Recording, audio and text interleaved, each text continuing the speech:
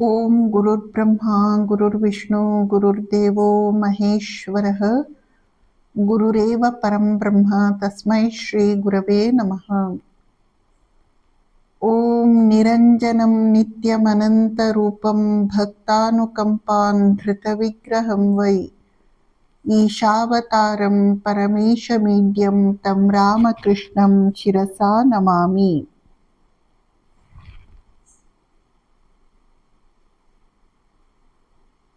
Google meet ಸತ್ಸಂಗ ಕಾರ್ಯಕ್ರಮದಲ್ಲಿ ಭಾಗವಹಿಸುತ್ತಿರುವ ಪೂಜ್ಯ ಮಾತಾಜಿಯವರೆಲ್ಲರಿಗೂ ಭಕ್ತಿಪೂರ್ವಕ ಪ್ರಣಾಮಗಳು.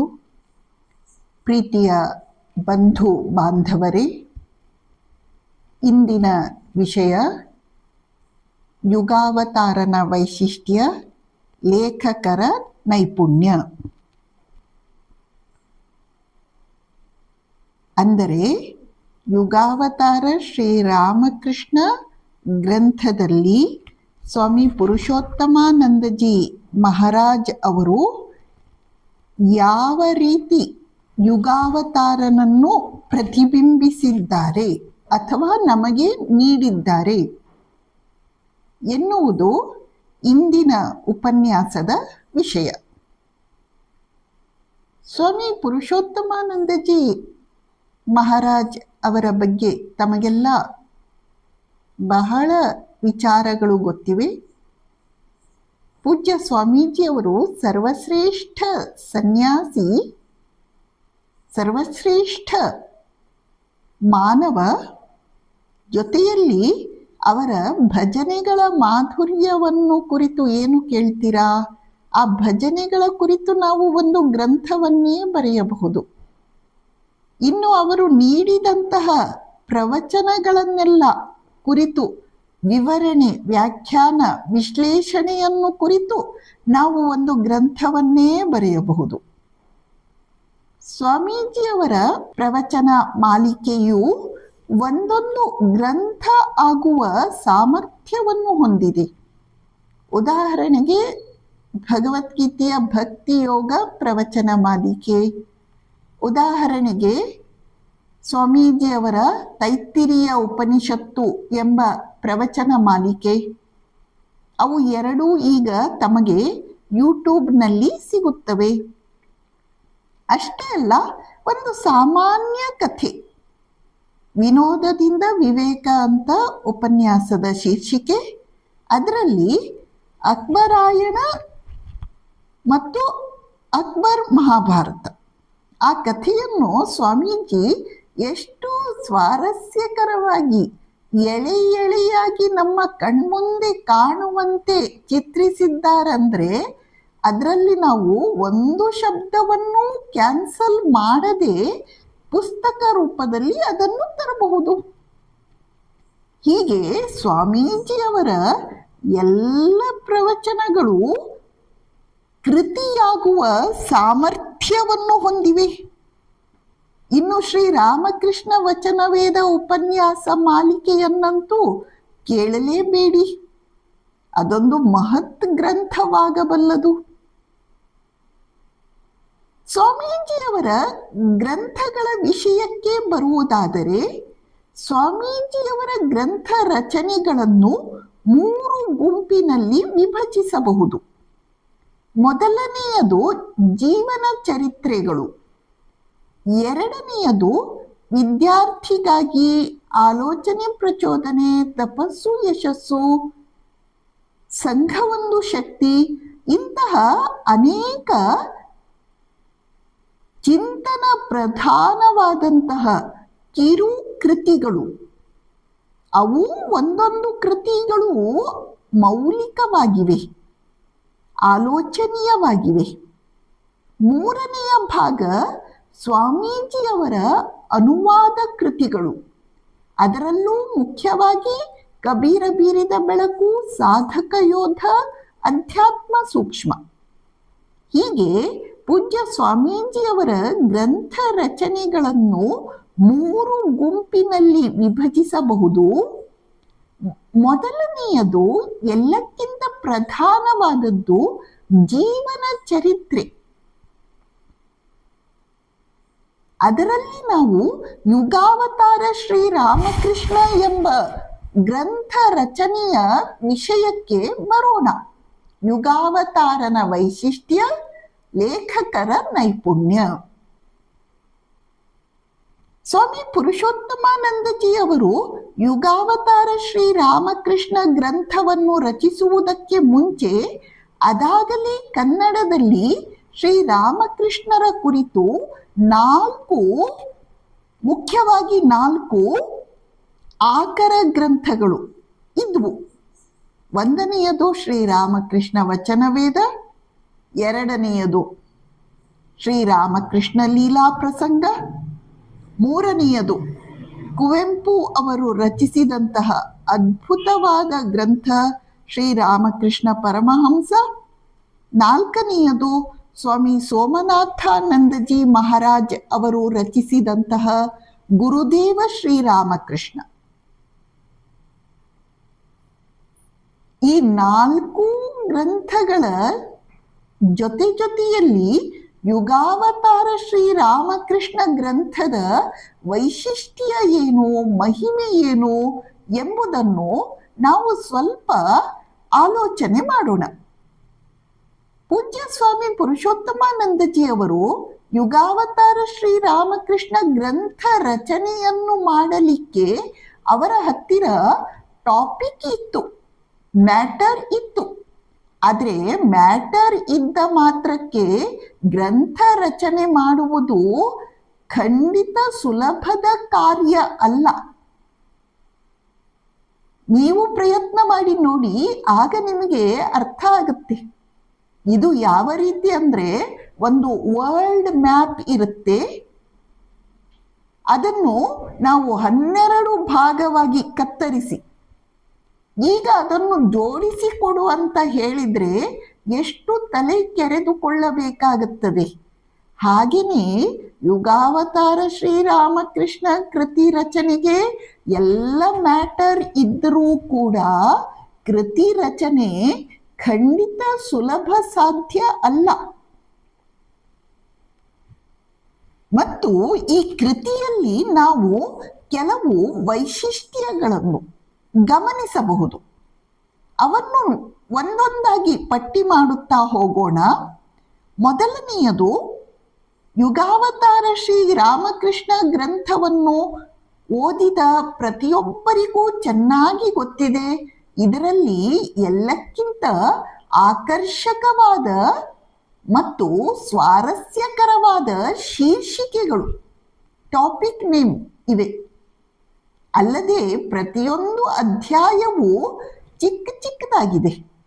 ಇವತ್ತಿನ ಮನುಷ್ಯ ಹೆಚ್ಚು ಓದಲ್ಲ, ಅವನಿಗೆ ಈ ಚಿಕ್ಕ ಅಧ್ಯಾಯಗಳು ಬಹಳ ಸರಿಯಾಗಿವೆ.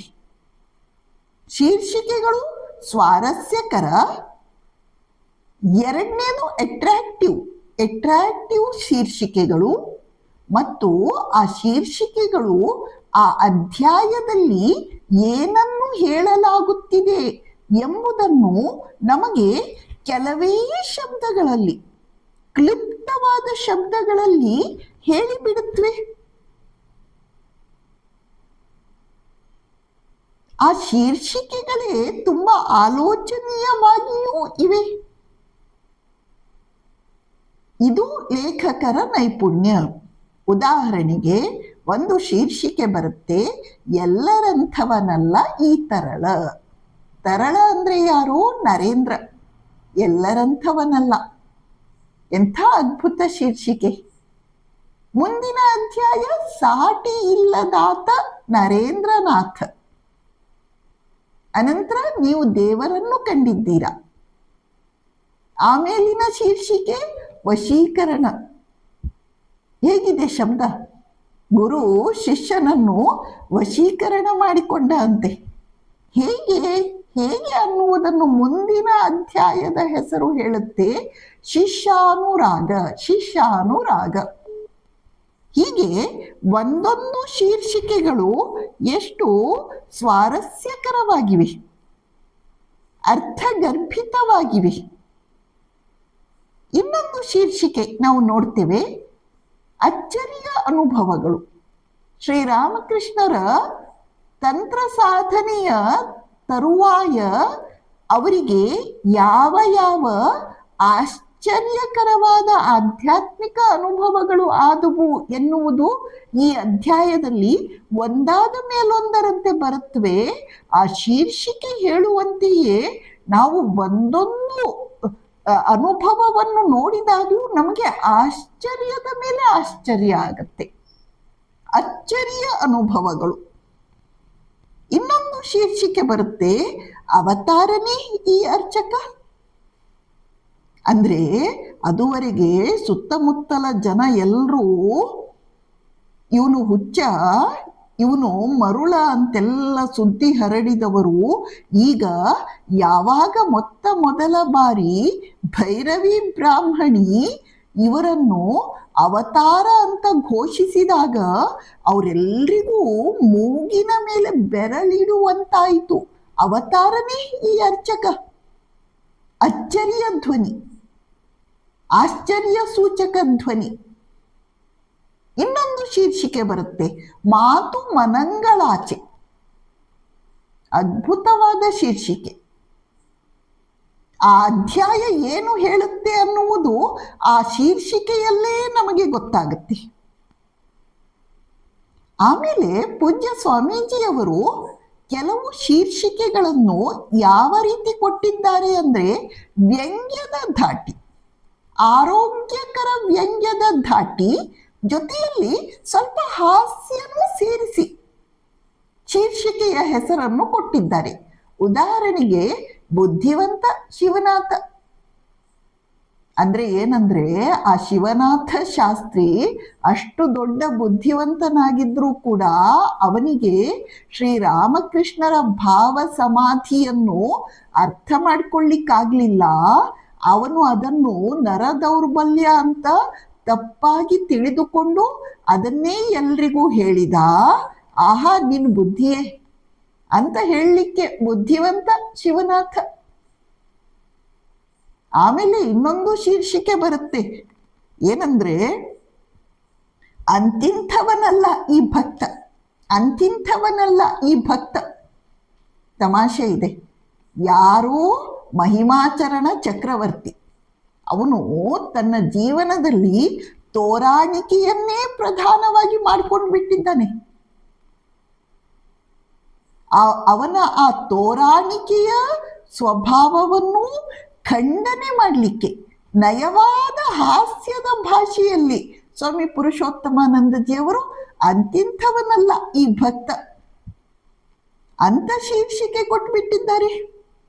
ಹೀಗೆ ಯುಗಾವತಾರ ಶ್ರೀರಾಮಕೃಷ್ಣ ಗ್ರಂಥದ ಪ್ರತಿಯೊಂದು ಶೀರ್ಷಿಕೆಯನ್ನು ಕುರಿತು ನಾವು ಬಹಳ ಆಲೋಚನೆ ಮಾಡಬಹುದು, ಬಹಳ ಭಾವಿಸಬಹುದು. ಎರಡನೆಯ ವಿಚಾರಕ್ಕೆ ಬರೋಣ. ಎರಡನೆಯದು ಅಟ್ರಾಕ್ಟಿವ್ ಪ್ರೆಸೆಂಟೇಷನ್, ಸ್ವಾರಸ್ಯಕರವಾದ ನಿರೂಪಣೆ. ಗ್ರಂಥವನ್ನು ರಚನೆ ಮಾಡುವುದು ಖಂಡಿತ ಸುಲಭ ಅಲ್ಲ.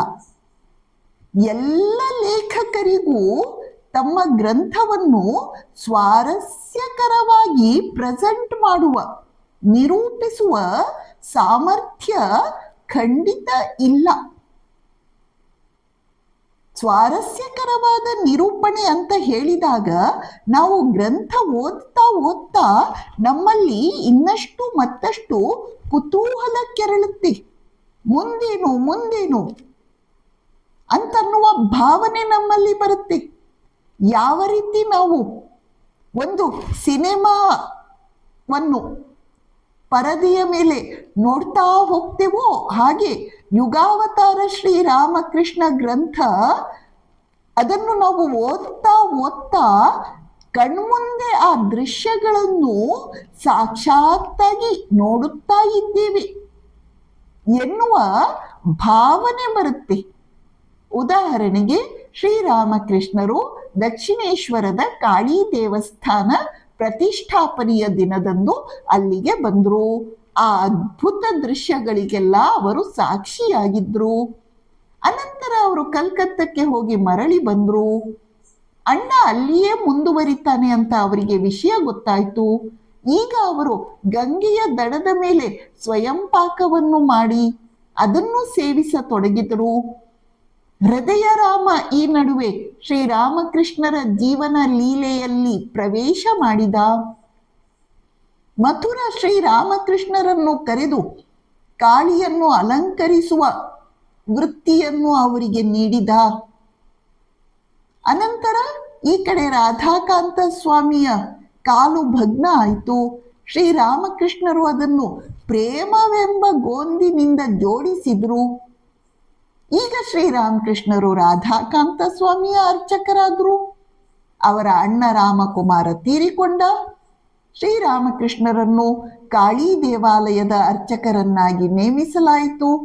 ಈಗ ಅವರ ಅಭೂತಪೂರ್ವ ಮಹಾನ್ ಆಧ್ಯಾತ್ಮಿಕ ಜೈತ್ರ ಯಾತ್ರೆ ಆರಂಭ ಆಯಿತು. ಹೀಗೆ ಯುಗಾವತಾರ ಶ್ರೀರಾಮಕೃಷ್ಣ ಗ್ರಂಥದಲ್ಲಿ ಪ್ರತಿಯೊಂದು ಘಟನೆ ನಮಗೆ ಮುಂದೆ ತಿಳಿದುಕೊಳ್ಬೇಕು ಅಂತನ್ನುವ ಜೀವಂತಿಕೆಯನ್ನು ಹುಟ್ಟಿಸುತ್ತೆ. ಇದು ಬಹಳ ಅಪರೂಪದ ಲೇಖಕರ ಸಾಮರ್ಥ್ಯ. ಇದು ಒಂದು ವಿಷಯ ಆದ್ರೆ, ಇದಕ್ಕಿಂತ ಹೆಚ್ಚು ಮಹತ್ವಪೂರ್ಣವಾದ ಇನ್ನೊಂದು ವಿಷಯ ಏನು ಅಂದ್ರೆ, ಯುಗಾವತಾರ ಶ್ರೀರಾಮಕೃಷ್ಣ ಗ್ರಂಥವನ್ನು ಓದುತ್ತಾ ನಮ್ಮ ಮನಸ್ಸು ಅಲ್ಲೇ ಸ್ಥಿರ ಆಗುತ್ತೆ, ನಿಂತು ಬಿಡುತ್ತೆ. ಉದಾಹರಣೆಗೆ ಶ್ರೀರಾಮಕೃಷ್ಣರು ಕಾಳಿಯ ಪಾದ ಪದ್ಮಗಳಲ್ಲಿ ಅರ್ಘ್ಯವನ್ನು ಅರ್ಪಿಸಿದರು. ನಮ್ಮ ಮನಸ್ಸು ಸ್ಥಿರ ಆಗುತ್ತೆ, ಅಲ್ಲೇ ನಿಂತು ಬಿಡುತ್ತೆ. 2 ಗಂಟೆ 3 ಗಂಟೆ ಅದೇ ಭಾವದಲ್ಲಿ ತಲ್ಲೀನತೆ. ಉದಾಹರಣೆಗೆ ಶ್ರೀರಾಮಕೃಷ್ಣರು ತಮ್ಮ ಕೋಣೆಯಿಂದ ಅರ್ಧ ವೃತ್ತಾಕಾರದ ವರಾಂಡದಲ್ಲಿ ಬಂದು ನಿಂತು ಗಂಗೆಯ ಕಡೆಗೆ ಮುಖ ಮಾಡಿ ನೋಡುತ್ತಾ, ಓ ನರೇನ್, ನಿನ್ನನ್ನು ನೋಡದೆ ನನಗೆ ಬದುಕಿ ಇರ್ಲಿಕ್ಕಾಗಲ್ಲ ಅಂತ ಕೂಗ್ತಾರೆ. ಶ್ರೀರಾಮಕೃಷ್ಣರ ಆ ಕೂಗಿನಲ್ಲಿ ಎಂಥ ಒಂದು ಅದ್ಭುತ ಸಂಯಮ ಇದೆ. ಏನ್ ಆಶ್ಚರ್ಯದ ದೃಶ್ಯ!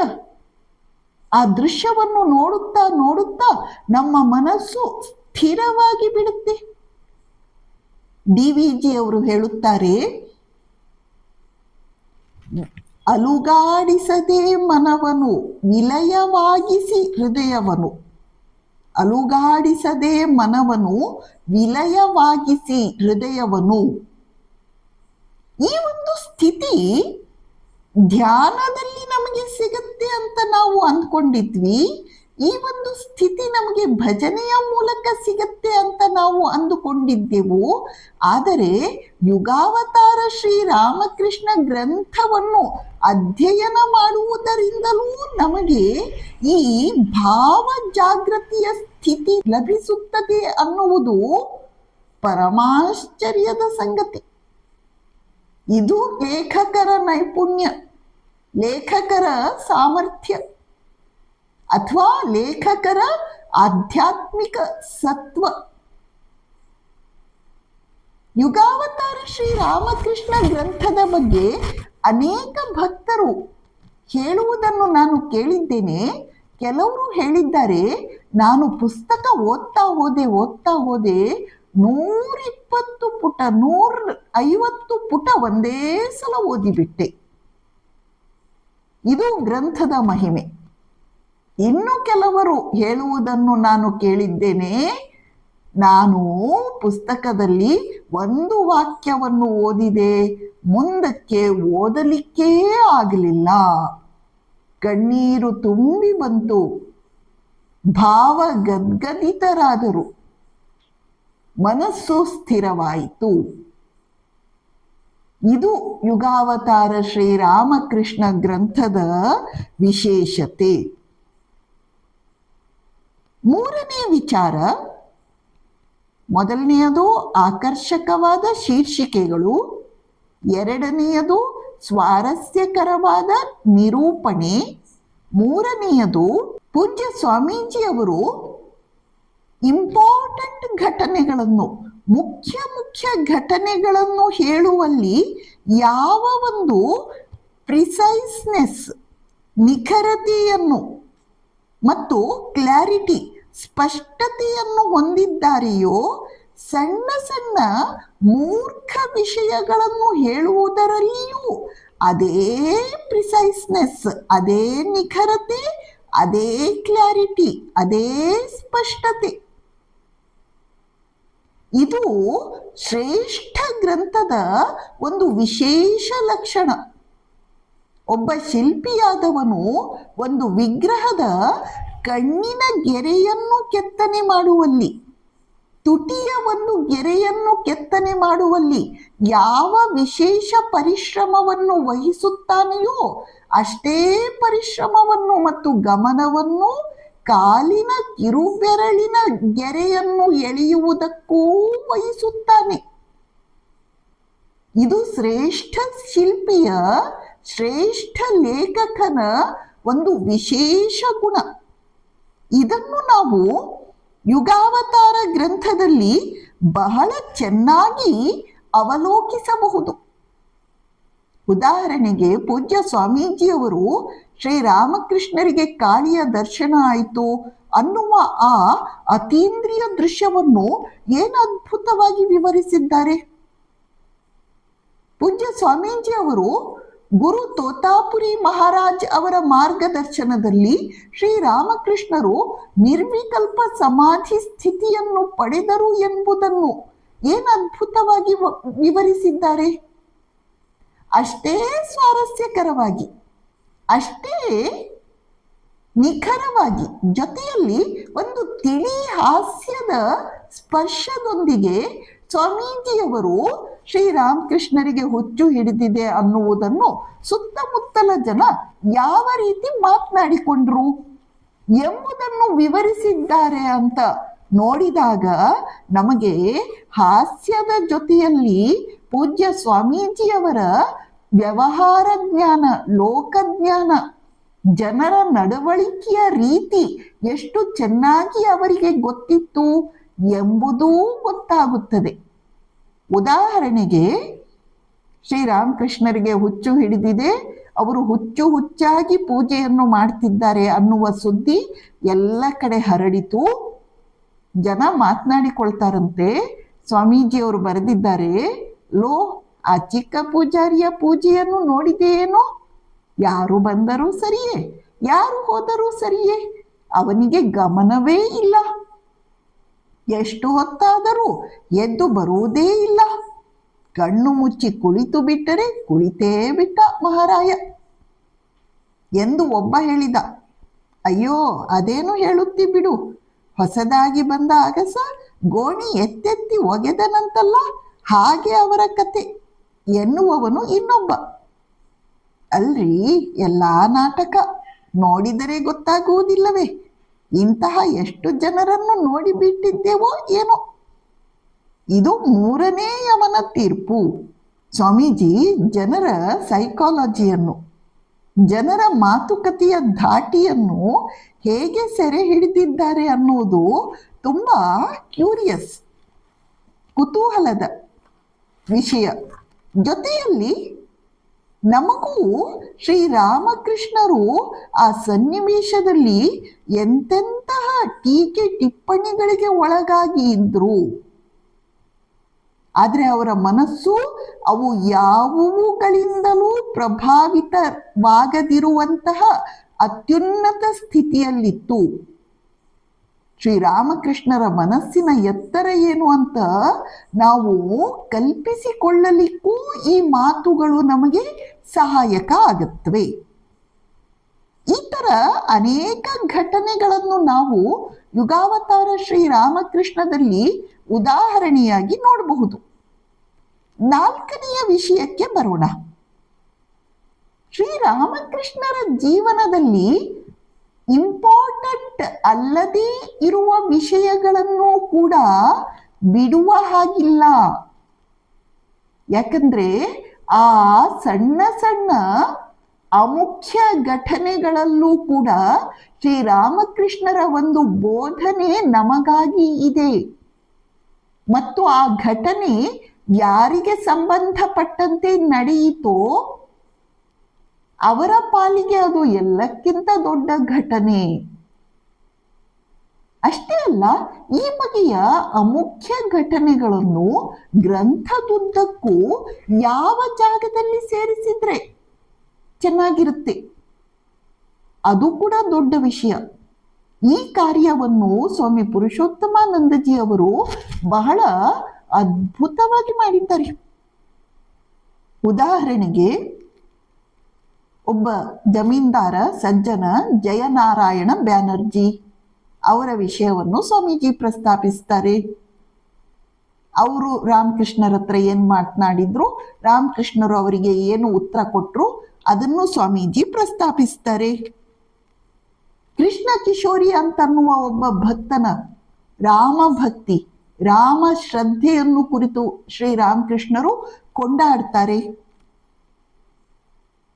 ಆಮೇಲೆ ಮಣಿಮಲ್ಲಿಕ ಅಂತ ಒಬ್ಬ ಭಕ್ತ ಇದ್ದ, ಅವನ ಜಿಪುಣತನವನ್ನು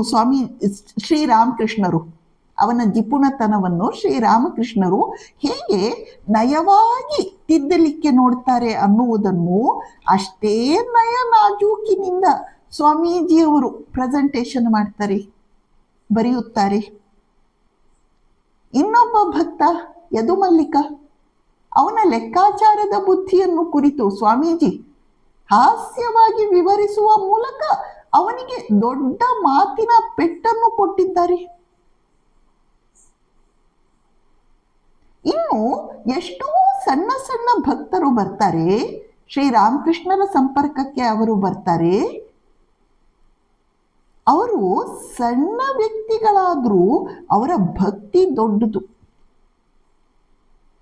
ಅದನ್ನು ನಾವು ಗುರುತಿಸದೇ ಇರುವಂತಿಲ್ಲ. ಅಂತಹ ಕೆಲವು ವ್ಯಕ್ತಿಗಳನ್ನು ಸೇರಿಸಿ ಸ್ವಾಮೀಜಿಯವರು ಒಂದು ಅಧ್ಯಾಯ ಮಾಡಿದ್ರು, ಹಿರಿಭಕ್ತಿಯ ಕಿರಿಭಕ್ತರು. ಹಿರಿಭಕ್ತಿಯ ಕಿರಿಭಕ್ತರು ಎಷ್ಟು ಚೆನ್ನಾಗಿದೆ. ಇದು ಯುಗಾವತಾರ ಗ್ರಂಥದ 4ನೆಯ ವೈಶಿಷ್ಟ್ಯ. 5ನೆಯ ವೈಶಿಷ್ಟ್ಯ, ಇಡೀ ಗ್ರಂಥದ ಆರಂಭ ಹೇಗೆ ನಾಟಕೀಯವಾಗಿ ತುಂಬಾ ಮುಖ್ಯವಾದ ಒಂದು ಘಟನೆಯನ್ನು ಎತ್ತಿಕೊಂಡು ಮಾಡಲಾಯಿತೋ, ಅದರ ಅಂತ್ಯ ಕೂಡ ಅಷ್ಟೇ ನಾಟಕೀಯವಾಗಿ, ಅಷ್ಟೇ ಅದ್ಭುತವಾಗಿ ಪೂಜ್ಯ ಸ್ವಾಮೀಜಿಯವರು ಮಾಡಿದ್ದಾರೆ. 1ನೇ ಅಧ್ಯಾಯ ದಿವಿಯಿಂದ ಭುವಿಗೆ, ಶ್ರೀರಾಮಕೃಷ್ಣರಿಗಾದ ಅದ್ಭುತ ದರ್ಶನ.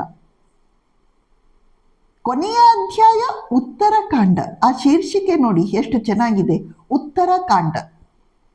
ಹೇಗೆ ಶ್ರೀರಾಮಕೃಷ್ಣರ ಮೂಲಕ ಸ್ವಾಮಿ ವಿವೇಕಾನಂದರು ಎನ್ನುವ ಮಹಾನ್ ಕವಲು ಹರಡಿ ಇಡೀ ವಿಶ್ವದಾದ್ಯಂತ ತನ್ನ ಹೆಜ್ಜೆಗಳನ್ನು ಪಸರಿಸಿತು ಎಂದು ಸೂಚಿಸುವಂತಹ ಅಧ್ಯಾಯ ಉತ್ತರಕಾಂಡ. ಹೀಗೆ ಒಂದು ಗ್ರಂಥದ ಆರಂಭ ಕೂಡ ಅತ್ಯುನ್ನತ ಎತ್ತರದಿಂದ ನಮ್ಮನ್ನು ಕರೆದುಕೊಂಡು ಹೋಗುತ್ತೆ. ಒಂದು ಗ್ರಂಥದ ಮುಕ್ತಾಯ ಕೂಡ ಅತ್ಯುನ್ನತ ಎತ್ತರದಲ್ಲಿಯೇ ಇದೆ. ಉದ್ದಕ್ಕೂ ಅದೇ ಧಾಟಿಯನ್ನು, ಅದೇ ಔನ್ನತ್ಯವನ್ನು ಕಾಪಾಡಿಕೊಂಡು ಬಂದದ್ದು ಶ್ರೀರಾಮಕೃಷ್ಣರ ಚಾರಿತ್ರ್ಯದ ಮಹಿಮೆಯೂ ಹೌದು, ಲೇಖಕರ ನೈಪುಣ್ಯವೂ ಹೌದು. ಮುಂದಿನ ವಿಚಾರ, ಶ್ರೀರಾಮಕೃಷ್ಣರ ಜೀವನ ಲೀಲೆಯಲ್ಲಿ ಅನೇಕ ಕ್ಯಾರೆಕ್ಟರ್ಸ್ ಬರುತ್ತವೆ. ಉದಾಹರಣೆಗೆ ಶ್ರೀರಾಮಕೃಷ್ಣರ ಬಂಧುವರ್ಗ, ಅಣ್ಣಂದರು ಅಕ್ಕಂದರು ಇರಬಹುದು. ಶ್ರೀರಾಮಕೃಷ್ಣರ ಸಂಪರ್ಕಕ್ಕೆ ಬಂದಂತಹ 16 ಶಿಷ್ಯರು ಇರಬಹುದು, ಗೃಹಸ್ಥ ಭಕ್ತರು ಇರಬಹುದು. ಇನ್ನು ಕೆಲವು ಗಣ್ಯಮಾನ್ಯ ವ್ಯಕ್ತಿಗಳು, ಕೇಶವಸೇನ, ಸ್ವಾಮಿ ದಯಾನಂದರು, ದೇವೇಂದ್ರ ಇತ್ಯಾದಿ ಇತ್ಯಾದಿ ಇರಬಹುದು. ಇವರೆಲ್ಲರ ಬಗ್ಗೆ ಕ್ಯಾರೆಕ್ಟರ್ ಸ್ಕೆಚ್ ಕೊಡಬೇಕು. ಯಾವ ರೀತಿ ಅವರ ಚಾರಿತ್ರ್ಯ ಚಿತ್ರಣವನ್ನು ನೀಡಬೇಕು ಅಂದ್ರೆ, ಅದರಿಂದ ಅವರು ಯಾರು ಅಂತ ಗೊತ್ತಾಗಬೇಕು ನಮಗೆ. ಅದರಿಂದ ಶ್ರೀರಾಮಕೃಷ್ಣರು ಅವರ ಮೇಲೆ ಬೀರಿದ ಪ್ರಭಾವ ಏನು, ತನ್ಮೂಲಕ ಶ್ರೀರಾಮಕೃಷ್ಣರ ಮಹಿಮೆ ಎಂಥದ್ದು ಅಂತ ಗೊತ್ತಾಗಬೇಕು. ಈ ಕ್ಯಾರೆಕ್ಟರ್ ಸ್ಕೆಚ್ ನೀಡುವಲ್ಲಿ ಸ್ವಾಮಿ ಪುರುಷೋತ್ತಮಾನಂದಜಿ ಅವರು ಯಾರ ಪಾತ್ರವನ್ನು ಹೆಚ್ಚು ವಿವರಿಸುವ ಅವಶ್ಯಕತೆ ಇದೆ, ಯಾವ ಪಾತ್ರವನ್ನು ಕಡಿಮೆ ವಿವರಿಸಿದ್ರೆ ಸಾಕು, ಅದನ್ನು ಹೇಗೆ ವಿವರಿಸುವುದರ ಮೂಲಕ ರಾಮಕೃಷ್ಣರ ಮಹಿಮೆ ಇನ್ನೂ ಎದ್ದು ಕಾಣುತ್ತೆ. ಇವನ್ನೆಲ್ಲ ಪೂಜ್ಯ ಸ್ವಾಮೀಜಿಯವರು ಇಡೀ ಗ್ರಂಥದುದ್ದಕ್ಕೂ ಅದ್ಭುತವಾಗಿ ಪ್ರೆಸೆಂಟೇಷನ್ ನಿರೂಪಣೆ ಮಾಡಿದ್ದಾರೆ. ಇನ್ನೊಂದು ಮಾತು, ಇಡೀ ಗ್ರಂಥದ ಉದ್ದಕ್ಕೂ ಹಲವಾರು ಬೋಧಪ್ರದವಾದ ಮಾತುಗಳು ಬರುತ್ತವೆ. ಆ ಮಾತುಗಳು ಹೇಗೆ ಅಂದರೆ, ನಾವು ಗ್ರಂಥದ ಹಿಂದೆ ಮುಂದೆ ಬಿಟ್ಟು ಆ ಒಂದು ವಾಕ್ಯವನ್ನೇ ತೆಗೆದುಕೊಂಡು ಧ್ಯಾನ ಮಾಡಬಹುದು, ಆ ಒಂದು ವಾಕ್ಯವನ್ನೇ ಹಿಡಿದುಕೊಂಡು ಒಂದು ಸ್ಪಿರಿಚುವಲ್ ಟಿಟ್ಬಿಟ್ಸ್ ಅಂತ ಒಂದು ಕಿರು ಪುಸ್ತಕವನ್ನೇ ರಚಿಸಬಹುದು. ಅಂತಹ ಅನೇಕ ವಾಕ್ಯಗಳು ಯುಗಾವತಾರ ಶ್ರೀರಾಮಕೃಷ್ಣ ಗ್ರಂಥದಲ್ಲಿ ಇವೆ. ಅವೆಲ್ಲ ಲಕ್ಷ ಲಕ್ಷ ರೂಪಾಯಿ ಬೆಲೆ ಬಾಳುವ ವಾಕ್ಯಗಳು. ಉದಾಹರಣೆಗೆ, ಒಂದು, ಶ್ರೀಮಂತ ಸಜ್ಜನನಾಗಿರಬೇಕು, ಅವನ ಸಹಕಾರವಿರಬೇಕು, ಆಗ ಕಾರ್ಯ ಏಕೆ ಯಶಸ್ವಿಯಾಗಲೊಲ್ಲದು. ಎಂಥ ವಾಕ್ಯ ಇದು. ಇನ್ನೊಂದು ವಾಕ್ಯ, ಜಗತ್ ಕಲ್ಯಾಣವೆಂಬುದು ಹಣದಿಂದ ಸಾಧ್ಯವಾಗುವ ಮಾತು ಅಲ್ಲ ಎಂಬುದನ್ನು ಹಣವಂತರ ಜೀವನಗಳನ್ನು ಪರಿಶೀಲಿಸಿದಾಗ ಗೊತ್ತಾಗುತ್ತದೆ. ಜಗತ್ ಕಲ್ಯಾಣವೆಂಬುದು ಶಿಸ್ತುಬದ್ಧ ಆಧ್ಯಾತ್ಮಿಕ ಸಾಧನೆಯ ಮೂಲಕ ಜೀವನದಲ್ಲಿ ಧರ್ಮವನ್ನು ನೆಲೆಗೊಳಿಸಿಕೊಳ್ಳುವುದರಿಂದ ಮಾತ್ರ ಸಾಧ್ಯವಾಗುತ್ತದೆ. ಎಂಥ ಅದ್ಭುತವಾದ ಮಾತು, ಲಕ್ಷ ರೂಪಾಯಿ ಬೆಲೆ ಬಾಳುವ ಮಾತು.